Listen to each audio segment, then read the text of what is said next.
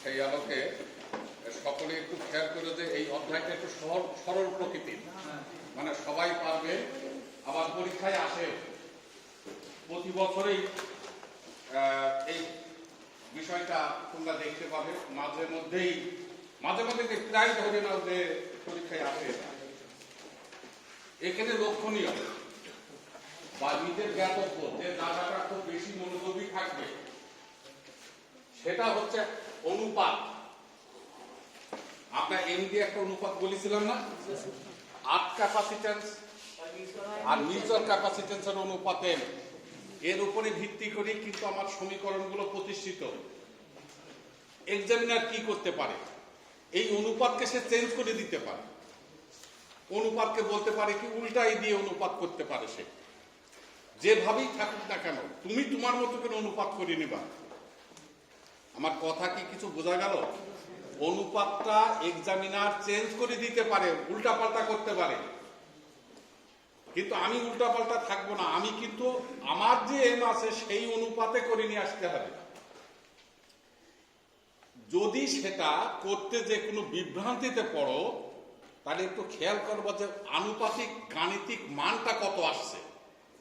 যদি সেটা একের কম হয় তাহলে বুঝতে হবে আমার অনুপাত ঠিক আছে।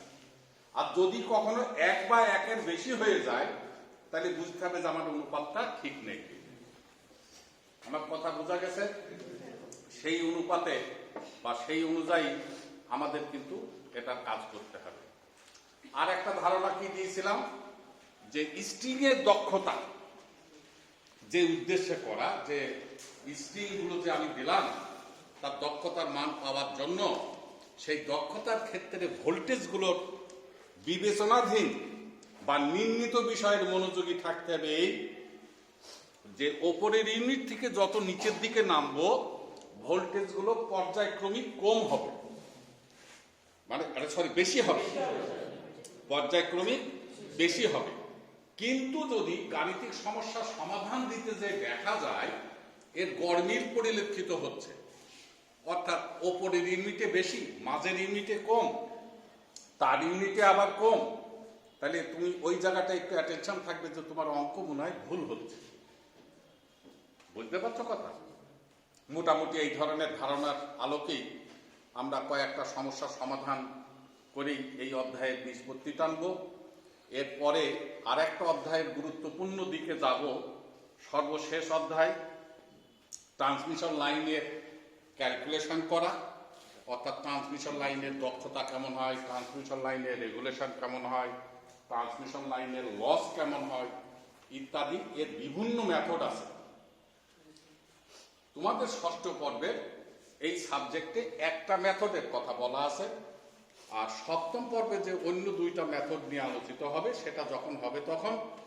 এমত অবস্থায় এই অধ্যায়েরও আবার অঙ্ক প্রায় আসে, যার জন্য ওই অধ্যায়টা করা হয়ে গেলে মোটামুটি তোমাদের টিডি সাবজেক্টের গ বিভাগে সমস্যা সমাধানের ক্ষেত্রে আমার মনে হয় 100%ই কভার করে যাবে। তো জাস্ট আমরা এখন অঙ্কের মাধ্যমে সমাধান সমস্যাগুলো দেখি। আমরা বলছে পেজ নম্বর 151 একটি 33 কেভি ওভারহেড লাইন।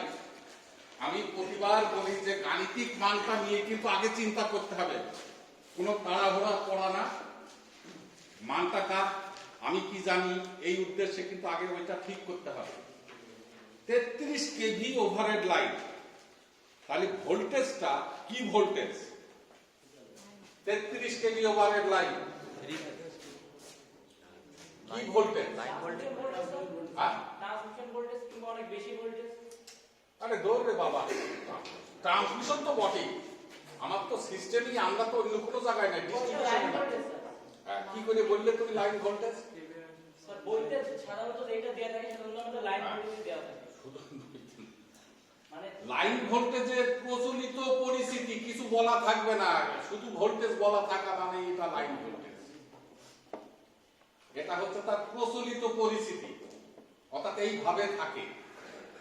আর ফেজ ভোল্টেজের কথা থাকলে তোমাকে বলে দিতে হবে যে ফেজ ভোল্টেজ বা পরিবাহী ও ভূমির মধ্যে ভোল্টেজ বা লাইন ও নিউট্রালের মধ্যে ভোল্টেজ বা পরিবাহী ও আর্থের মধ্যে ভোল্টেজ এইভাবে উল্লেখ করে দিতে হবে।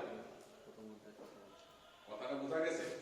যার জন্য বলছি কি, এ বলছে একটি ওভারের লাইন 33 কেভি মান, তাহলে এটা আমরা পেলাম লাইন ভোল্টেজ 33 কেভি। এখানে একটু খেয়াল করবা, আমার অঙ্কের ভিতরে কাজে লাগবে কিন্তু ফেজ ভোল্টেজ, তাহলে এটা ফেজ ভোল্টেজ করে ফেলো।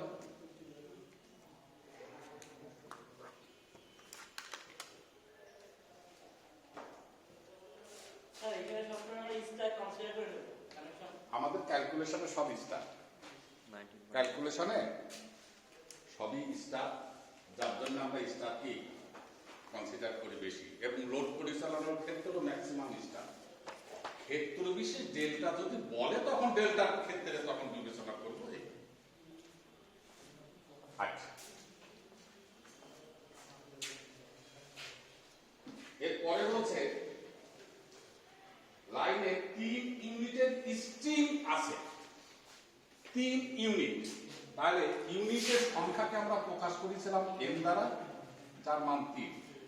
অঙ্কটা সুন্দর করে আয়ত্ত করা বা বোঝার জন্য পাশের একটি চিত্র করে নিলে সব থেকে ভালো। 1টা 2টা 3টা, এই হচ্ছে আমার পরিবাহী। হলো, যে মানটা বলা আছে এই মানটা হচ্ছে ভিপি, যার মান 19.05 কেভি। এই যেটুকু পড়লাম তাতে এই ভ্যালুটা পেলাম আর কি আমি। ঠিক আছে, এখন এই ধরনের মানগুলো যদি আমরা নির্ণয় করে নিতে পারি তাহলে আমার অঙ্ক অনেক অংশেই হয়ে যাবে। তো দেখি আমরা আরো পড়ে কি বলছে এরা। প্রতিটি ইনসুলেটরের পিন, এই পড়া কিন্তু খুব ভালো করে খেয়াল করবা, কিন্তু সবসময় বলছি কারণ পেঁচানো থাকে অনুপাতের ক্ষেত্রে। প্রতিটি ইনসুলেটরের পিন ও আর্থের মধ্যবর্তী ক্যাপাসিট্যান্স, পিন ও আর্থের মধ্যবর্তী ক্যাপাসিট্যান্স এক্সামিনার ভাষাগুলোকে এইভাবে বলছে, যার এক কথায় নাম হচ্ছে, যার নামই হচ্ছে আর্থ ক্যাপাসিট্যান্স। পিন ও আর্থের মধ্যে পিন বলতে কোনটাকে বোঝাচ্ছে? ওই যে লোহ যেটা, হ্যাঁ ওই যে আমি যেটা পরিবাহী, যেটা ইনসুলেটরের ভেতর আটকাচ্ছি, ওইটা কি বলা হচ্ছে? পিন।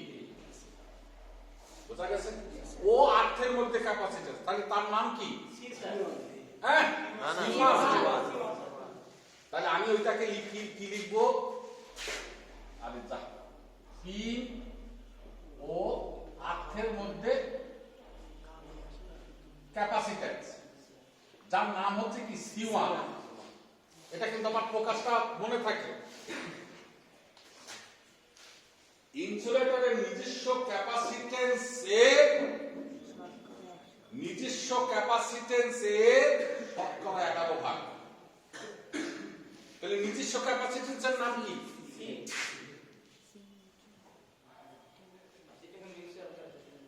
হ্যাঁ, ক্যাপাসিট্যান্স, যার নাম হচ্ছে কি? C। এইবার ওই পিতা পুত্রের অঙ্কের মতো এবার জিনিসটাকে ধরে নেবো আমি। ক্যাপাসিট্যান্স তাহলে বলছে কি? পিন ও আর্থের ক্যাপাসিট্যান্স ওর নিজস্ব ক্যাপাসিট্যান্স এর 11 তাহলে একটা ধরে নাও, মনে করলাম নিজস্ব ক্যাপাসিট্যান্স C সমান হচ্ছে X। মনে করি নিজস্ব ক্যাপাসিট্যান্স মানে যার সাথে এর লাগানো হয় বা থাকে, ছোটবেলায় অঙ্ক করেছো না, একে কি করতে হয়? ধরে নিতে হয় কোনো একটা মান। যেমন ওই যে বলে না, পিতার বয়স পুত্রের বয়সের 10 গুণ। তাহলে কি হয়? সেই যার সাথে এর লাগানো থাকে তাকে ধরে নিতে হয় না? তাহলে কার সাথে এর লাগানো আছে? নিজস্ব ক্যাপাসিট্যান্সের সাথে এর লাগানো আছে। বুঝলাম কি করে? বলা আছে ইনসুলেটরের নিজস্ব ক্যাপাসিট্যান্স এর শতকরা 11 ভাগ। তাহলে আগে তো নিজস্ব ক্যাপাসিট্যান্সকে ধরতে হবে। মনে করলাম আমি ধরলাম X, তাহলে অতএব C1 কি হবে x ইনটু 11%, তার মানে x ইনটু 0.11, তাহলে C1 কি হলো x ইনটু 11%, মানে ইনটু 11% মানে যে শতকরা 11 ভাগ বলা আছে, বুঝা গেল কথা? তাহলে ওই 11% যে কথা 0.11 তো একই কথা। তাহলে অতএব m কি হবে, আমরা m জানি হচ্ছে C1 ভাগ c, তাহলে C1 হচ্ছে x ইনটু 0.11 আর c কত x, ভালো কি আসলো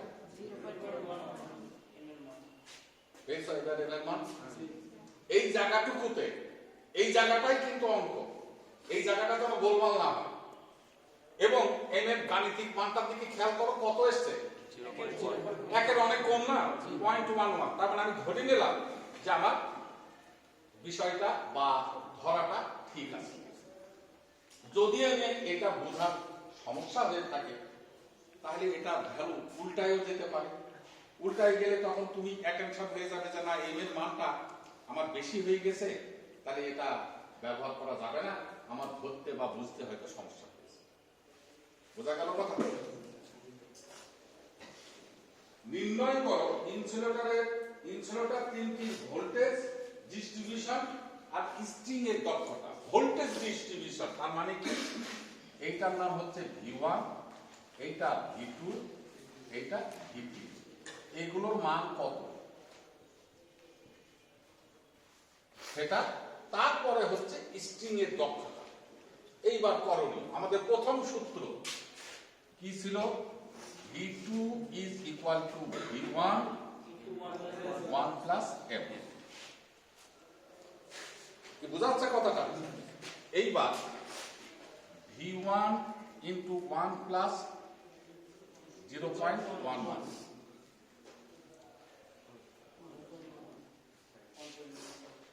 থাকলে এটা 2 নম্বর সমীকরণ বলেছিল V3 is equal to V1 1 plus 3M plus M square,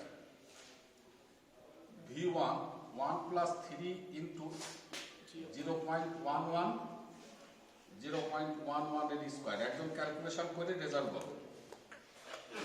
bracket দিয়ে কাজটা করবে তাহলে সুবিধা, ব্র্যাকেট দিয়ে যেভাবে লেখা আছে ওইভাবে কাজ করে ব্র্যাকেট ক্লোজ করে তারপরে রেজাল্ট করবা, তাহলে আর ভুল হবে না। এই ক্যালকুলেটর চাপ দেওয়াটাও কিন্তু একটা শিক্ষা। 1.342 তাহলে V1 into 1.342 হলো। এইবার আমরা কি জানি, ভিপি যে কথাটা আমার লাইন ভোল্টেজ থেকে ফেজ ভোল্টেজ পেয়েছি, সাসপেনশন টাইপ ইনসুলেটরে অ্যাকচুয়ালি এই ভিপি মানেই হচ্ছে V1 plus V2 plus V3, এটা লিখতে পারি আমি, দেখা যাবে। এইবার V1 করে থাক, V2 এর পরিবর্তে পেয়েছি V1 into 1.11, V1 into 1.34, ওই যে V2 আর V3 এর মানটা বসালাম। এইবার এখান থেকে আমি V1 যদি কমন নিই, 1 plus 1.11 1.34, এইবার দেখো V1 into এখানে কত হয়, 3.45, এটা হচ্ছে না? হ্যাঁ, এইবার V1 is equal to VP divided by 3.45, এইবার দেখো VP এর মান আমাদের জানা আছে 19.05, 3.45, আর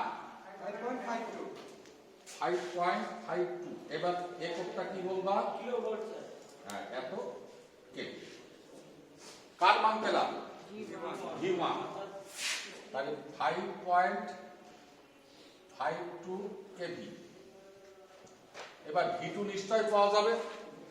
কি করে পাবো? ওই যে V2 যে সমীকরণ আছে ওখানে বসাও।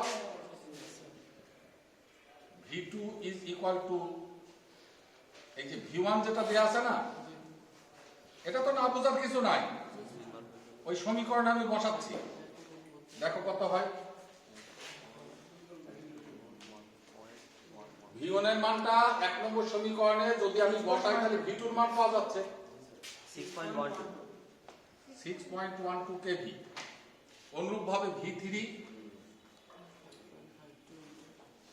5.52 into 1.34 7.39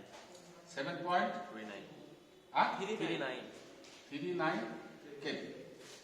তাহলে তিনটে ইউনিটের ভোল্টেজ পাওয়া গেল। V2 হচ্ছে 6.12, V3 হচ্ছে 7.39 কেভি।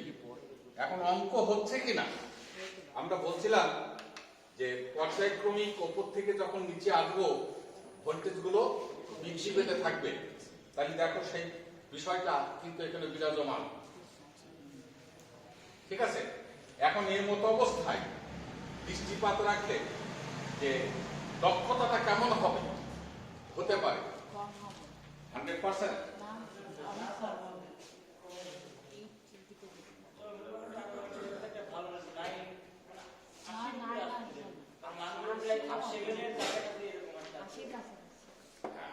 এটা তো আনুমানিক ধারণা, এই যে বুঝতে পারছি সেটাই কিন্তু এই ইউনিটের ভোল্টেজ দেখে।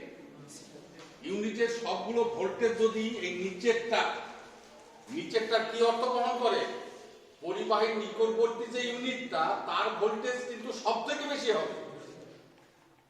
ওই বেশি ভোল্টেজের মানে যদি ওপরের দুইটা থাকে তাহলে বুঝতে হবে যে আমার দক্ষতাটা ভালো, আর যদি মানের পার্থক্য বেশি থেকে যায় তাহলে বুঝতে হবে যে আমার দক্ষতা কিন্তু ভালো হবে না।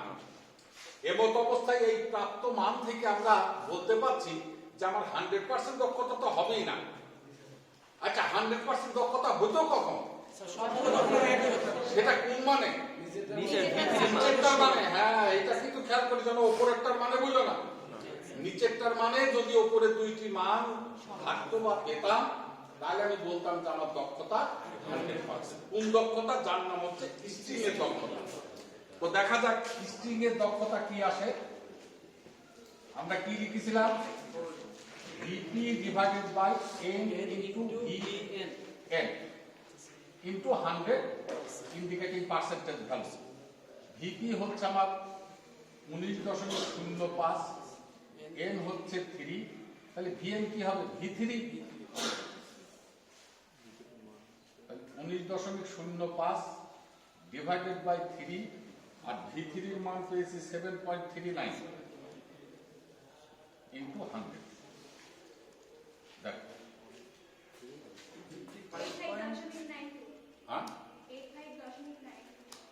85.92%।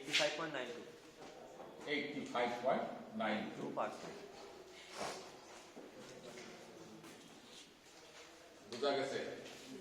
কোনো জটিল আছে এই অঙ্কের ভেতরে? আমার মনে হয় জটিলতা হবে না। তোমরা প্র্যাকটিস করলে বিষয়গুলো বুঝতে পারবে। এখন আমরা দেখব যে তথ্যের বিভ্রান্তিকর কোনো অবস্থা যদি আসে তাহলে সেই বিষয়টা আমি একটু দেখাচ্ছি।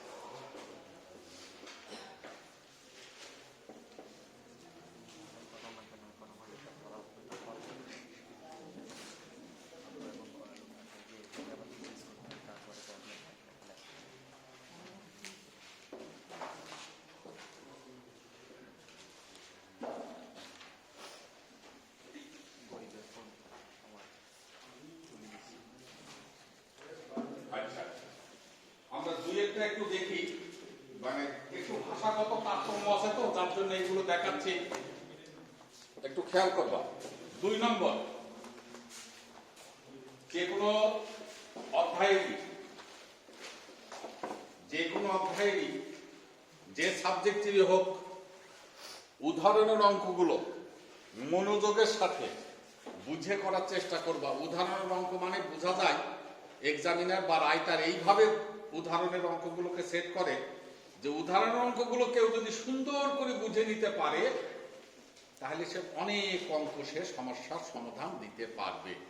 যার জন্য উদাহরণ অঙ্কগুলোকে কখনোই অবজ্ঞা করবে না, সবগুলো বুঝে করতে হবে, আন্দাজে না। বইতে যা আছে ওইভাবেই করতে হবে সেটা না, আমি বুঝে করব, এই মানসিকতা জাগ্রত রাখবো। একটি 3 ফেজ এ বলা না থাকলেও 3 ফেজ, কারণ আমাদের ট্রান্সমিশন লাইনের calculation suspension type insulator transmission line ছাড়া ডিস্ট্রিবিউশন লাইনে ব্যবহার করা হয়। ডিস্ট্রিবিউশন লাইনে কি ব্যবহার করা হয় তাহলে যেগুলো দেখতে পাই?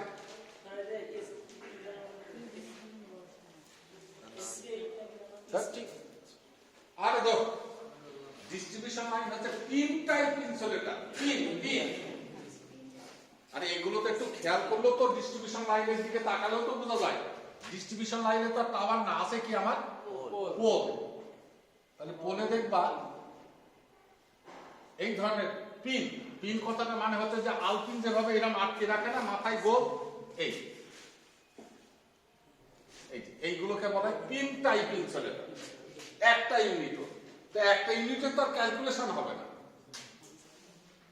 যেটা মনে বুঝতে পারছেন। আমি এই সমগ্রটা একটা ইউনিট দিয়ে করতে পারতাম না? একটা ইউনিট দিয়ে করলে অসুবিধা কি হতো? তাতে কি আমার লাইন চলবে না? আমি একবারই 33 কেবি মান সম্পূর্ণ একটা ইউনিট করে আমি ট্রান্সমিশন লাইন নিয়ে যাব, অসুবিধা কি? কিন্তু ভোল্টেজ যদি স্যার কম বেশি করে তাহলে তো আমরা কম বেশিও করব না, ভোল্টেজ ওইটাই 33 কেবি। এতে হচ্ছে কি, যদি কখনো ওই ইউনিটটা নষ্ট হয়ে যায় তার পুরো লাইন আমার বিকল হয়ে যাবে। আর এতে যদি কোনো একটা ইউনিট নষ্ট হয়, আমি ওই যে প্যাচ সিস্টেম আছে না, ওই প্যাচটা খুলে নিয়ে আরেকটা ইউনিট লাগিয়ে প্যাচ লাগিয়ে দেবো, কাজ হয়ে যাবে। বোঝা গেছে কথাটা? তো ডিস্ট্রিবিউশন লাইনে আমার আছে কি, এইগুলোর নাম হচ্ছে পিন টাইপ ইনসুলেটর। বলেছিলাম যে ডিস্ট্রিবিউশন লাইন, তাও আবার কোনটা, যেটা হচ্ছে ডিস্ট্রিবিউশনে 2 রকমের লাইন থাকে না, একটা হচ্ছে ফিডার লাইন আর একটা হচ্ছে গ্রাহকের লাইন। গ্রাহকের লাইন কত? 440 ভোল্টের লাইন যেটা। আর ওচো পার্টিকল লাইন কোনটা? ওই 11 কেভি। এটা ওচো পার্টিকল লাইন না, কিন্তু এটা কিন্তু বর্তনের লাইন, সাব স্টেশনের লাইন, যার নাম হচ্ছে ফিডার লাইন, যে লাইনের মাধ্যমে আমি পাওয়ারটাকে প্রেরণ করে থাকি। বোঝা গেল কথাটা? সেই ফিডার লাইনটা যদি কখনো কোনো জায়গায় টার্নিং পয়েন্ট হয়, বাঁক নেয়, তখন করে কি, এই লাইনটা এইভাবে সাসপেনশন না করে এইভাবে আমি নিয়ে যাই বাঁক পজিশন, যার নাম সাসপেনশন না বলে আমরা বলি কি স্টেইন টাইপ ইনসুলেটর। বোঝা গেছে কথাটা? তো যাই হোক, এখন আমরা দেখি যে এটা কি বলছে। 3 ফেজ সিস্টেম মানে এটা আমার জানা হয়ে গেল। 3 ফেজ অবস্থায় প্রতিটি লাইন 3টি একই, আচ্ছা 3 ফেজ অবস্থায় না, ব্যবস্থায় প্রতিটি লাইন 3টি একই ধরনের ইনসুলেটরের স্ট্রিং দ্বারা ঝোলানো আছে। তার মানে আমার ইউনিট কয়টা? 3টা। তাহলে আমি পূর্বের সাথে পেয়ে গেলাম।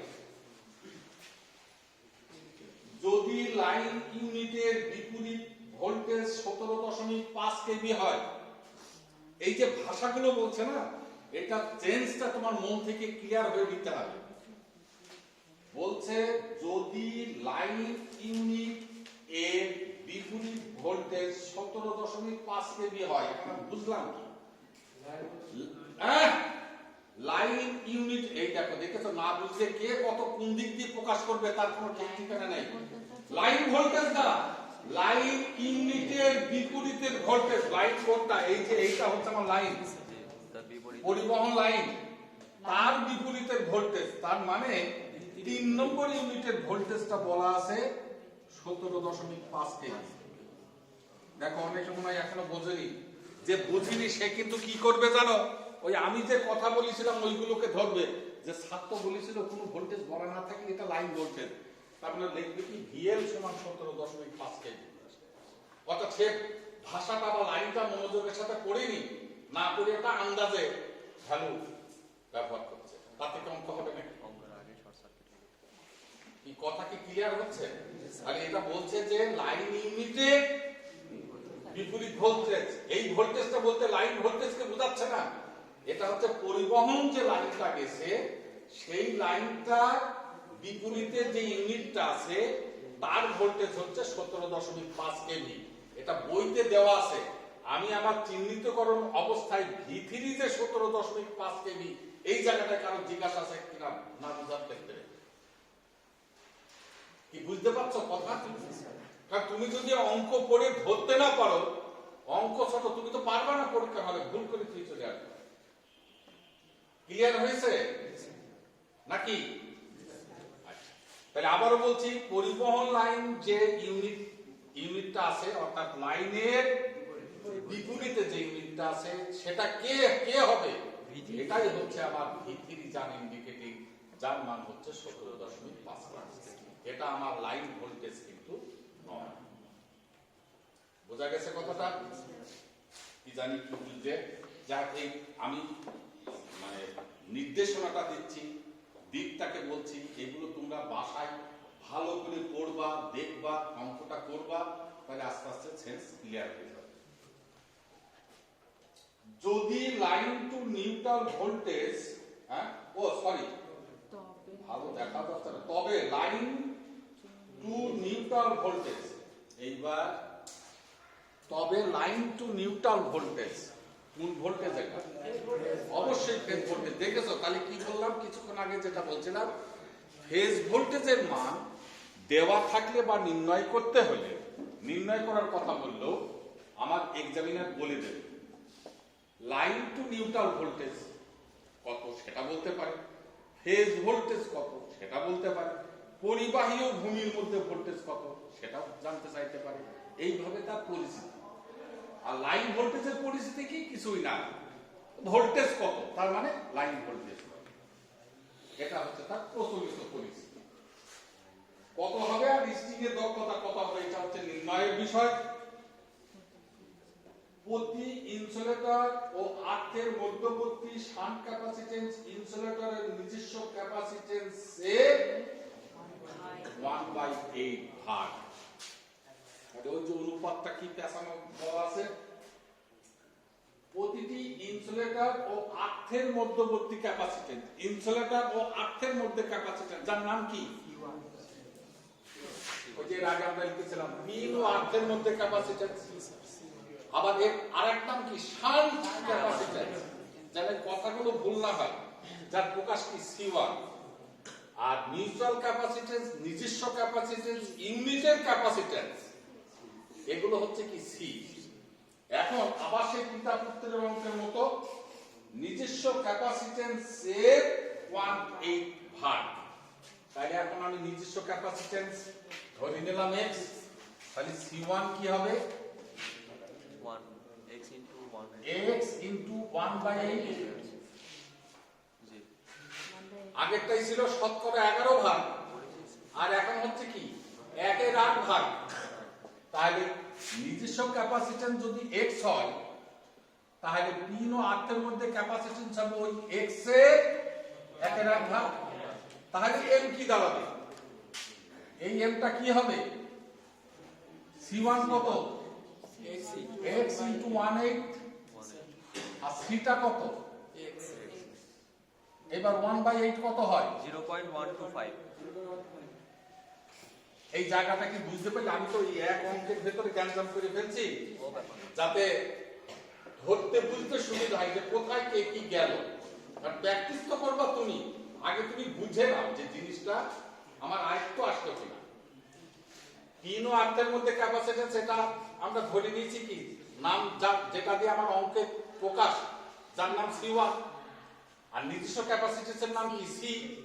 এখন অঙ্ক বলছে নিজস্ব ক্যাপাসিটেন্সের 1/8 ভাগ হবে কে? পিন ও আর্থের মধ্যে ক্যাপাসিটেন্স। তাহলে নিজস্ব ক্যাপাসিটেন্স এটাকে ধরে নিলাম, মনে করলাম তার মান x। তাহলে পিন ও আর্থের মধ্যে ক্যাপাসিটেন্স কি হবে? x ইনটু ওই ধরে নিলাম ওই যে অনুপাতটা, সেটা যার ভ্যালু কত? 1/8।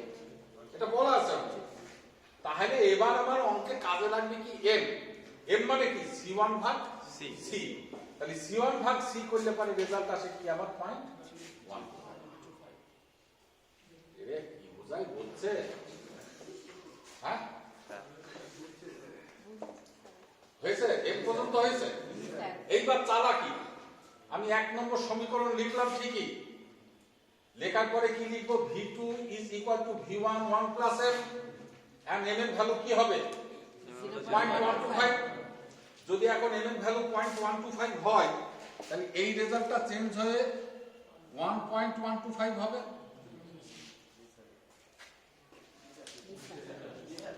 কি হবে না এইবার v3 is equal to v1 into 1.342 কি আর হবে না কেন হবে না এই ভ্যালুটা চেঞ্জ 0.125 এই ভ্যালুটা চেঞ্জ 0.125 এর স্কয়ার দি দেখো এবার কত হয় এটা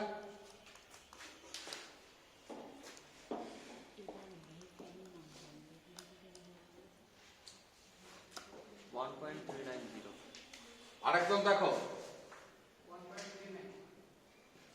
1.39 হলো এইবার এখানে একটুখানি থেমে যাও v3 এর মানটা সরাসরি কিন্তু এক্সামিনার চালাকি আকারে দিয়ে দিয়েছে যেটা যদি আমি না বুঝি তাহলে ভুল করে ফেলবো লাইন ভোল্টেজ কিন্তু না এক্সামিনার লাইন ইউনিটের বিপরীতে ভোল্টেজের কথা বলে দিয়েছে অঙ্কের ক্ষেত্রে তাহলে এই মতো অবস্থায় নিশ্চয় v1 is equal to v3 by 1.39 এই v3 এর মান হচ্ছে এক্সামিনার বলেছে 17.5 কেজি এইবার দেখো রেজাল্ট কত হয় 12.5 এটা আইলো না ও এটা তো কি হলো না ওটা 70 হ্যালো ওয়ালাইকুম আসসালাম হ্যাঁ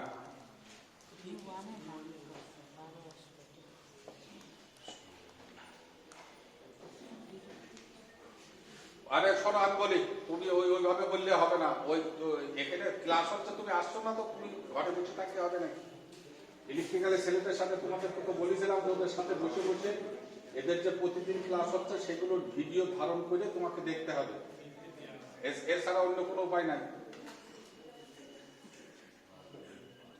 পরে কথা বলো আমি এখনো ক্লাসে আছি রাখো এখন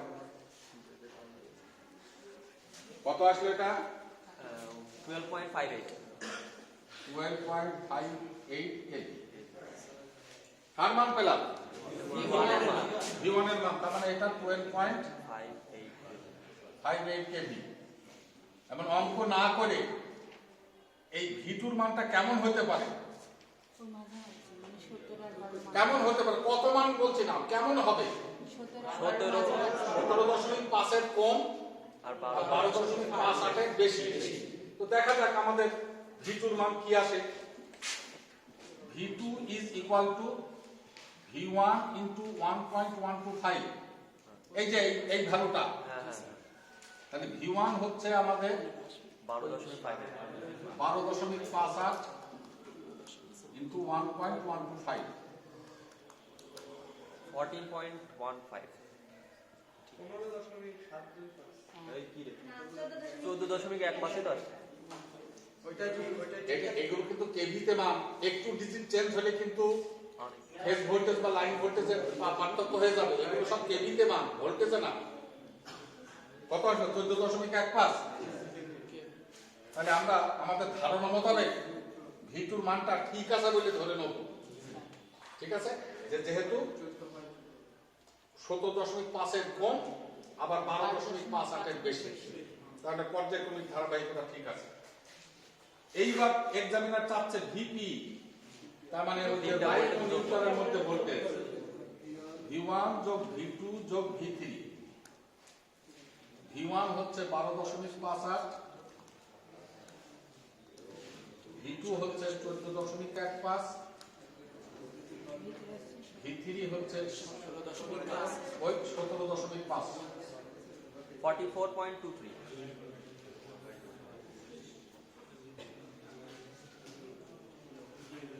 এটা হচ্ছে বোঝা গেল ফেজ ভোল্টেজ এবার যদি বলে লাইন ভোল্টেজ কত হবে তাহলে ওর নিচে √3 দিতে হবে line voltage is equal to √3 44.23 76.61. এটাও কিন্তু অনেক সময় চাই Line voltage. পরিবাহী ও নিউট্রালের মধ্যে ভোল্টেজ না আসে বললো লাইন ভোল্টেজ কত হবে, তাহলে আগে তোমাকে ফেজ ভোল্টেজ বার করতে হবে, তারপরে হচ্ছে লাইন ভোল্টেজ। বোঝা গেছে কথাটা? এরপরে কি স্ট্রিং এর দক্ষতা, তা আমার মনে হয় স্ট্রিং এর দক্ষতা না পারার কিছু নাই। ফেজ ভোল্টেজ আমার জানা আছে, এন জানি, V3 জানি, ভ্যালু বসাই যে রেজাল্ট আসে সেটা। এখানেও দক্ষতা ভালো হবে না, কারণ দেখো 17.5, তারপরে পরেরটা হচ্ছে 14, তারপরে 12, এও তোমার ওই 80 বা 80 একটু উপরে নিচে কিছু হবে। যাই ওটা দেখে নিও, ওগুলো বড় বিষয় না। 84 point something আসছে। 3 নম্বর, এই অঙ্কগুলোর ভেতরে হালকা হালকা ভেজাল টাইপের জিনিস দেয়া আছে কিন্তু। এইবার আমি একটু বোর্ডটা মনে মুছে দিই, কারণ এরপরে লিখতে পারে বেশি গ্যাঞ্জাম হয়ে যাবে। তো দ্বিতীয় সমস্যার সমাধানের যেখানে উল্লেখিত সমস্যাটা আমাদের জটিল আকার ধারণ করেছিল, সেটা হচ্ছে 3 নম্বর ইউনিটের আড়াআড়ি ভোল্টেজ যে এইটা কিন্তু ধরা একটু কষ্টকর ছিল। যেটা ভাষাগত যেভাবে বলেছিল যে 3 নম্বর ইউনিটের মানে লাইন ইউনিটের আড়াআড়ি ভোল্টেজ 3 নম্বর বলেনি ওরা, কিন্তু ওরা একটা চালাকি করে বলেছে লাইন ইউনিটের আড়াআড়ি ভোল্টেজ। লাইন ইউনিট কোনটা? এই যে এটা হচ্ছে আমার লাইন, তার আড়াআড়ি যে ইউনিটটা আছে এর নামই লাইন ইউনিট। তাহলে এই ভাষাটাও আমরা একটু শিখে নিলাম, দিয়ে আর আনুষঙ্গিক কথাগুলো তেমন কোনো নতুনত্ব নাই।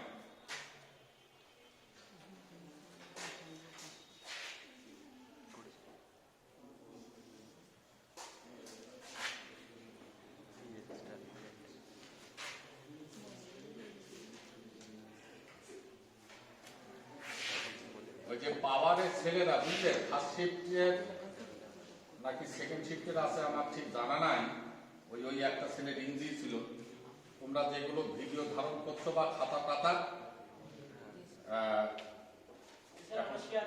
ওদেরকে বলেছিলাম যে ইলেকট্রিক্যালের ছেলেদের ক্লাস হচ্ছে, তোমরা এসে পিছনে এইভাবে অবস্থান করবে। এখন তারা না আসলে তো আর কিছু করার নাই। এই চ্যানেল ভাইরাল করে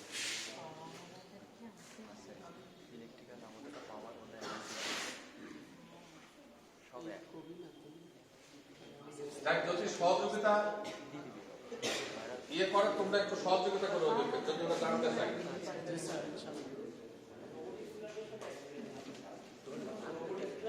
একই সিলেবাস, একই সব কিছু, যার জন্য ওরা যদি জানতে চাই, তুমি তো আর এত বুঝাইতে পারবো না, বলবো যে ভিডিওগুলো ইউটিউবে দেওয়া আছে, নিয়ে নাও। ওকে থেকে ওরা কালেক্ট করে নেবে।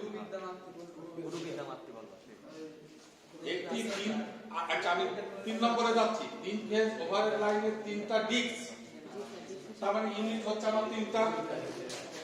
আমরা চিত্রটা আঁকাচ্ছি নিচে বোঝার সুবিধার্থে।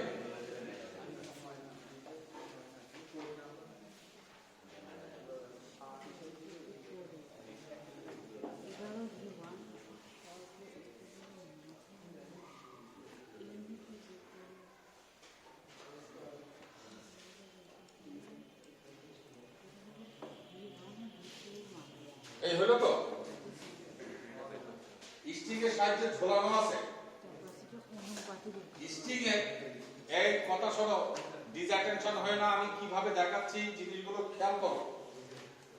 স্ট্রিং এর সর্ব উপরে আবার ব্র্যাকেটে বলা আছে ক্রস আর্মের নিকটবর্তী, তার মানে আরো ক্লিয়ার হয়ে গেল। তাহলে V1 এর মান ও মাঝের ইউনিটের বিপরীতের ভোল্টেজ, মাঝের ইউনিট কি V2, এই ভোল্টেজ দ্বয় বলা আছে, একটা হচ্ছে RKV আর একটা 11 দেখি বুঝাচ্ছে, এরও দক্ষতা অনেক কমে যাবে। পার্থক্য দেখো 8 11, তার মানে পরেরটা তো বেশি হবে, এটা সত্য, কিন্তু এই তারতম্যের কারণে বোঝা যাচ্ছে যে স্ট্রিংয়ের দক্ষতা কিন্তু খারাপ হয়ে যাচ্ছে। নির্ণয় করো ক্যাপাসিটেন্স ও নিজস্ব ক্যাপাসিটেন্সের অনুপাত, এই ক্যাপাসিটেন্সটা হচ্ছে ক্যাপাসিটেন্স ও নিজস্ব ক্যাপাসিটেন্সের অনুপাত, মানে কথাটা খুব ভালো হয়নি, এটা বলতে কোন ক্যাপাসিটেন্স, শান্ট ক্যাপাসিটেন্স আর নিজস্ব ক্যাপাসিটেন্সের অনুপাত, মানে আমরা বুঝলাম যে আমাদের এম এর মানটা নির্ণয় করতে বলছে সে। আর একটা হচ্ছে লাইন ভোল্টেজ স্ট্রিং এর দক্ষতায় কোনো ঘটনা না। তাহলে আমাদের এখানে ধরে মানে বলে দেওয়া মান একটা C1 একটা C বুঝলাম, m is equal to C1 ভাগ C এটাও বুঝলাম, কিন্তু mটাই দেয়া নেই।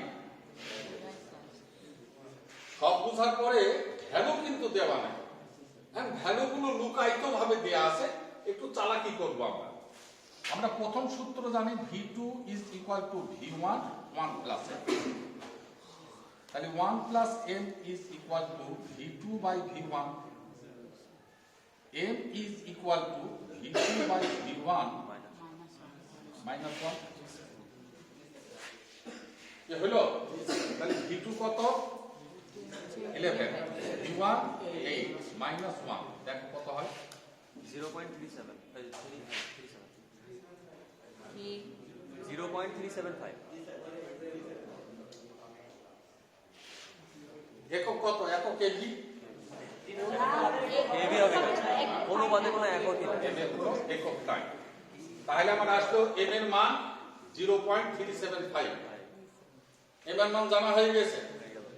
এইবার V3 তো একবারই পেয়ে যাব, V1 1 plus 3m plus m square, V1 কত আমার জানা আছে না 8, 1 plus 3 into 0.375 plus 0.375 এর স্কয়ার, রেজাল্ট দেখো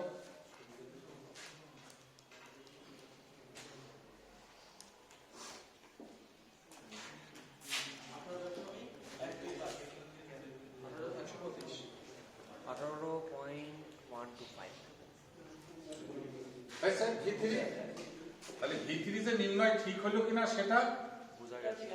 এটা ঠিক আছে, কারণ 11 থেকে বেশি। তো বলছিলাম যে এই অবস্থায় দক্ষতা আমার নিম্নমানের হবে, কারণ পার্থক্যটা খুব বেশি পার্থক্যে অবস্থান করছে। এইবার আমরা V2 বার করতে পারবো, V1 যোগ V2 যোগ V3, V1 হচ্ছে 8, 11 আর 18.125 125 কেভি। এবার VL কি হবে, VP 64.30 37.125 64.30 বোঝা গেল। এবার স্ট্রিং এর দক্ষতা এ তো ঘন্টা না করালেও আমি পারতাম, এর পরের অংশটা ভিপি কত 38.125, এন হচ্ছে 3 আর ভিএন কত 125 into 100 is equal to that 68.27 কি বলছিলাম অনেক কম। যে এই যে কমিয়ে যাওয়ার কারণটা কি, তুমি নজর ফেলে দেখতে পাবে যে পার্থক্যটা কি বেশি, এই জন্য দক্ষতাটা কমে এসেছে। তাহলে কত আসলো 68.27%। হয়েছে। এখন যদি দক্ষতাটাকে বৃদ্ধি করতে হয় তাহলে কি করতে হবে, আমার এই ভোল্টেজ গুলোকে বাড়াইতে হবে, হলো তো। আর ভোল্টেজ গুলো কি করে বাড়বে, বাড়াইতে হবে সেটা বুঝলাম, বাড়বে কি করে এইবার বোকা ছেলে, আগে হচ্ছে গাণিতিক প্রকাশ, এম এর মানটাকে বৃদ্ধি করতে হবে। এবার এম এর মান কি করে বৃদ্ধি হবে, এম হচ্ছে C1 ভাগ C, হয় C কে কমাইতে হবে না হয় C1 কে বাড়াইতে হবে, তাহলে এম এর মান বৃদ্ধি পেয়ে যাবে।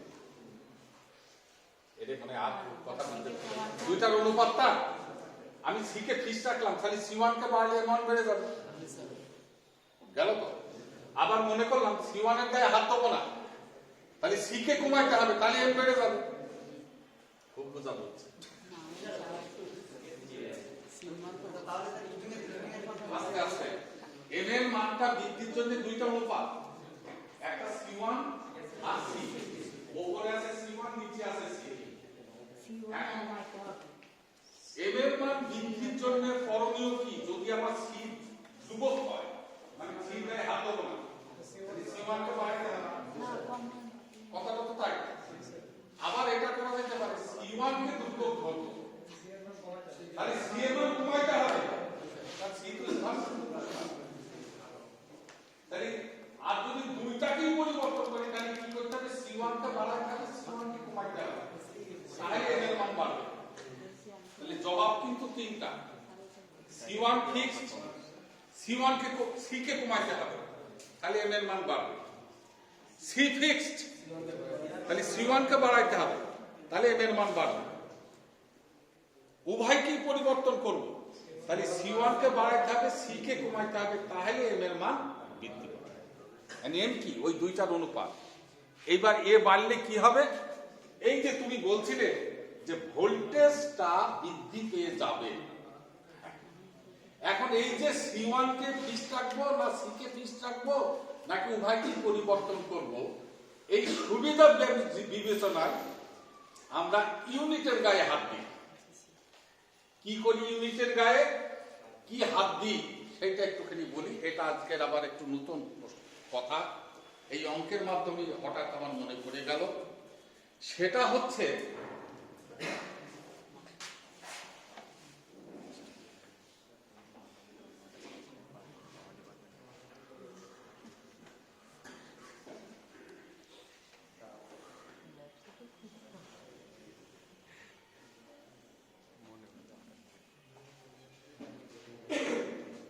তোমরা একটু খেয়াল করে জিনিসগুলো। হাই ভোল্টেজ ট্রান্সমিশন লাইনের সাসপেনশন ইনসুলেটরের সন্নিকটবর্তী হওয়ার খুব দরকার নাই, বা হলে ভালো ভালো দেখা যাবে, মানে টাওয়ারের নিচে দাঁড়ানো এমন একটা জায়গায় দেখবা যে সাসপেনশন টাইপ ইনসুলেটরের উপরে এবং নিচে একটা লৌহ জাতীয় পদার্থ, পরিবাহী জাতীয় পদার্থ এইভাবে সাপের ফনার মতো বাঁকানো আছে। বাস্তবিক পর্যবেক্ষণের কথা বলছি, যার যে অবস্থানে যদি টাওয়ার দেখার সৌভাগ্য হয়, আছে, কিন্তু দরকার হচ্ছে মনের আকাঙ্ক্ষা। দেখবা যে সেই সাসপেনশন টাইপ ইনসুলেটরের একদম পরিবাহী নিকটবর্তী অবস্থানে একটি লৌহ জাতীয় পরিবাহী পদার্থ সাপের ফনার নাই এরকম বাঁকানো আছে, আবার ওপর থেকেও একটা বাঁকানো আছে। এর নাম হচ্ছে গার্ড রিং। এর নাম হচ্ছে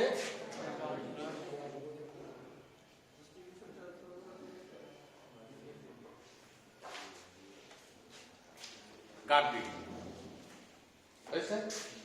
যদি আমি গার্ড রিং ব্যবহার করি, তাহলে এই ইউনিটের ক্যাপাসিটেন্সের মানটা কমে যাবে। এ কমে যাওয়া মানে এম এর মানটা বেড়ে যাবে। C1 এর গায়ে কিন্তু আমি হাত দিতে পারলাম না, কারণ C1 আছে কোথায়? টাওয়ারে। এ কি বুঝাই বলছি, বুঝতে থাকি। তাহলে দেখো কোথাকার কথা কোথায় যে ধাক্কা মারছে। তাহলে বাস্তবিক অবস্থায় করছি কি? আমি গার্ডিং ব্যবহার করছি। গার্ডিং ব্যবহার করে লাভটা কি হলো? পূর্বে ইউনিটের নিজস্ব ক্যাপাসিটেন্সটাকে সে কমাই দিল, নিজস্ব ক্যাপাসিটেন্সের মানটাকে সে কমাই দিল। নিজস্ব ক্যাপাসিটেন্সের মানটা কমে গেলে এম এর মানটা বেড়ে গেল। এম এর মানটা যদি বেড়ে যায়, তাহলে ইউনিটের আরআরই ভোল্টেজটা বৃদ্ধি পেয়ে গেল। ইউনিটের আরআরই ভোল্টেজ যদি পূর্বের থেকে বৃদ্ধি পেয়ে যায়, তাহলে স্ট্রিং এর দক্ষতাও বেড়ে যায়। এবার ক্লিয়ার হয়েছে কথাটা? তাহলে গার্ডিং কি, এটা আবার প্রশ্ন হয়। কেন ব্যবহার করা হয়, এটা প্রশ্ন হয়। আবার পেছানো প্রশ্ন, স্ট্রিং এর দক্ষতা বৃদ্ধি করা যায়, তুমি একটা পয়েন্ট লিখবা গার্ডিং ব্যবহার করিয়া, এম এর মান বৃদ্ধি করিয়া। কথাটা বুঝতে পারছো? এগুলো প্রশ্ন হয়। গেল দেখা এটা।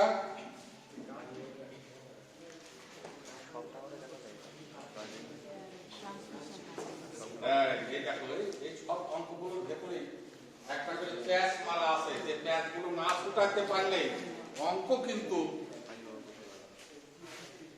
সমাধানের স্বচ্ছতা তোমার কাছে আসবে না। প্রবলেম 4 কি কথা শেষ হয়েছে? আচ্ছা, প্রবলেম 4 আমার আবার সময় হয়ে গেল 12টা বেজে গেছে। 3 ইউনিটের একটি ইনসুলেটর, মানে 3টা ইউনিট, এ না বোঝার কিছু নাই, স্ট্রিং আছে, এর প্রতি ইউনিটের নিরাপদ কার্যকরী ভোল্টেজ 15 কেভি। নিরাপদ কার্যকরী ভোল্টেজ তার মানে কোনটা? এটা এটা নিচের একদম লাইন রেটে মানে তোমার মাথা। কার্যকরী ভোল্টেজ, আমাদের কার্যকরী ভোল্টেজ না বললেও সব কার্যকরী ভোল্টেজ। আমরা যেটা গাণিতিক হিসাব নিকাশ দৈনন্দিন জীবনে ব্যবহারের যে ভোল্টেজের কথা বলি সবই হচ্ছে কার্যকরী ভোল্টেজ। ফেজ ভোল্টেজ 15 এরকম। তাহলে পরে এটা কি ভোল্টেজ হবে? আরে আরএমএস ভ্যালু না বললেও তো আরএমএস ভ্যালু। এটা লাস্টের V3 ভোল্টেজের মান বোঝাচ্ছে। কার্যকরী ভোল্টেজ এটা কি হবে? আপনাদের বোঝা না। আমি তো ওই লাইনের পরের লাইন পড়ছি না, আগে তো এই লাইনটাই আমার ক্লিয়ার হতে হবে, তারপরে তো আমি পরের লাইনে যাব।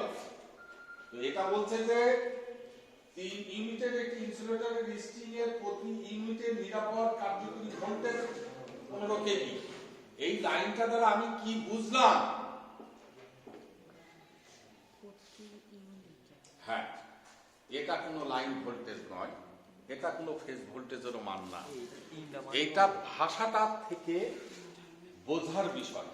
নিরাপদ কার্যকরী ভোল্টেজ 15 কেভি, এই কথাটার অর্থ 15 কেভি নিচ পর্যন্ত কোনো ভোল্টেজ গেলেও ওই ইউনিটটা ক্র্যাক করবে না, ফাটবে না, বা বিকল হবে না, বা নষ্ট হবে না।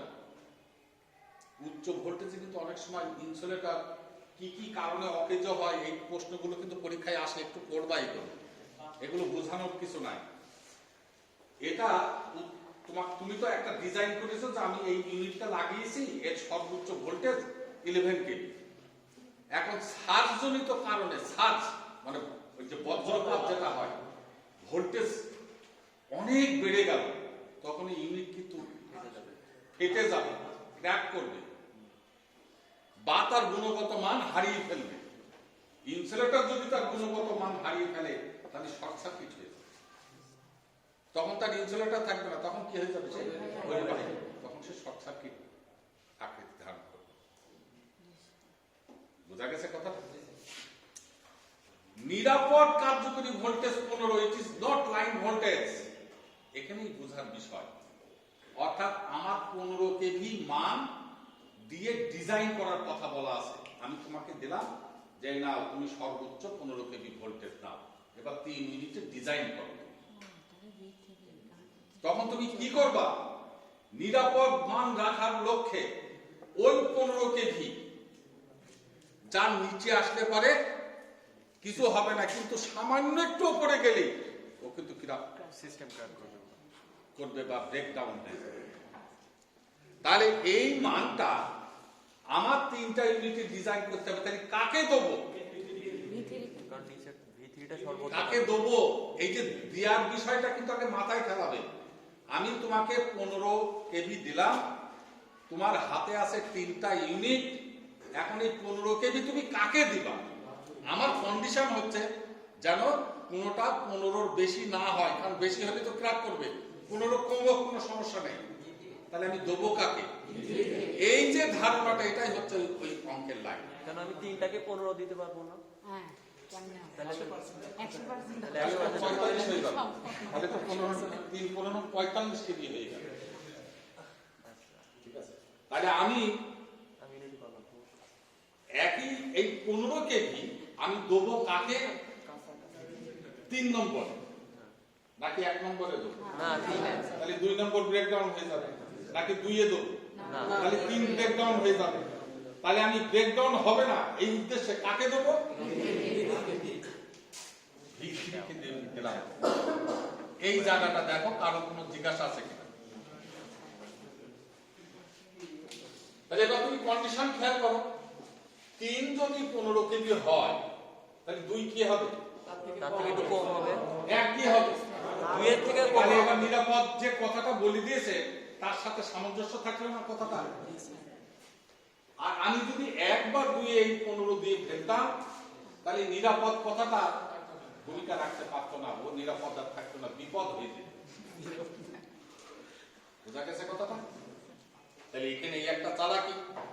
আর আমি যদি অঙ্ক না বুঝি তাহলে আমি করবো কি, স্যার বলেছিল যে কিছু বড় না থাকা মানে কার্যকরী ভোল্টেজটা লাইন ভোল্টেজ, সে লিখবে কি VA is equal to 15 কি করে ফেলবে না? তাহলে তখন একটা মারাত্মক বিভ্রান্তি তৈরি হয়ে যাবে। এরপরে প্রতিটি ইউনিটের নিজস্ব ক্যাপাসিট্যান্স,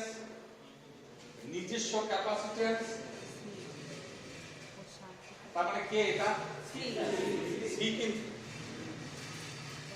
ও শান্ট ক্যাপাসিট্যান্সের অনুপাত, শান্ট মানে 3 ও 8 এর মধ্যে C1 এর অনুপাত বলছে 8:1।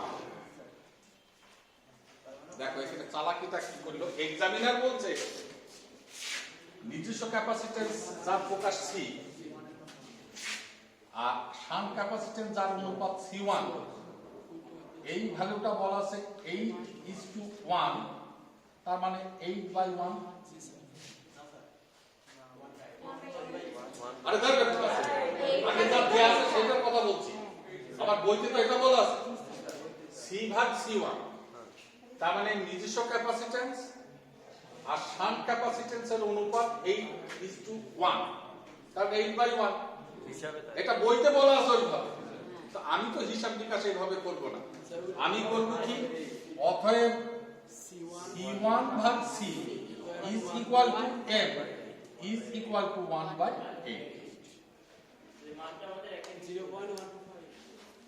8/1 মানে তো বুঝতেই পারছো এর কত ভ্যালু, একের অনেক বেশি না? তাহলে ওইটা আমার ব্যবহার করা যাবে না, আমাকে করতে হবে কি C1 ভাগ C। তাহলে আমি লিখবো কি, তুমি লিখবা দেওয়া আছে মিউচুয়াল ক্যাপাসিট্যান্স ও শান্ট ক্যাপাসিট্যান্সের অনুপাত 8/1, অতএব শান্ট ক্যাপাসিট্যান্স বাই মিউচুয়াল ক্যাপাসিট্যান্সের অনুপাত ইজ ইকুয়াল টু 1/8, যার নামই হচ্ছে M। আর তুমি তো আর এটাকে তাহলে আমি M বলেছি নাকি, এটা বইতে দেওয়া আছে, আমি তো আর এটাকে M বলবো না, আমার M হচ্ছে C1 ভাগ C। তাহলে এটা উল্টায় নিলাম, তাহলে C1 ভাগ C হয়ে যাবে। বুঝা গেছে কথা? এইবার আমরা ঠিক পূর্বের নাই এর আগের একটা অঙ্ক করলাম না 17.5 দিয়ে, বুঝতে পারছো? তাহলে আমি M এর মান পেয়ে গেছি, V2 লিখবো, V3 থেকে V1 পেয়ে যাবো, সেই V1 এর মান V2 তে বসালে V2 জানা হয়ে যাবে। এইবার তিনটা যোগ করে দেবো, ফেজ ভোল্টেজ হবে, তাকে √3 দ্বারা গুণ করবো, লাইন ভোল্টেজ হবে, তারপরে স্ট্রিংয়ের দক্ষতা বার করতে বললে করে দেবো। বুঝা গেছে? এই পর্যন্ত থাকলো, আমি আর সময় দিতে পারছি না।